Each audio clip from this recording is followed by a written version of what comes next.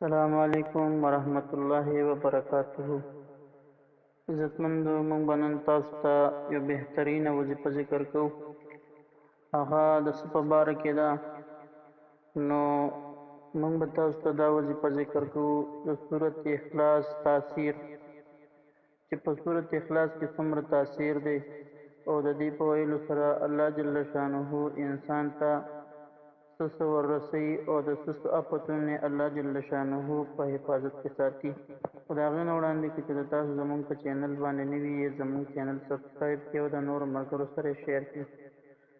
حضرت علی رضی الله تعالی عنہ فرمایي چې نبی علیہ الصلوۃ والسلام ارشاد فرمایو چې کوم یو کس د سحر مونځ وکړي او د سحر د مونځ نه پس بغیر د خبرو اترو نه سورت اخلاص لس کرته وي، یعنی ټول سورت، نو په دغه ورځ باندې به دته څه نقصان نه رسیږي او دی به د شیطانانو نه په حفاظت کې وي.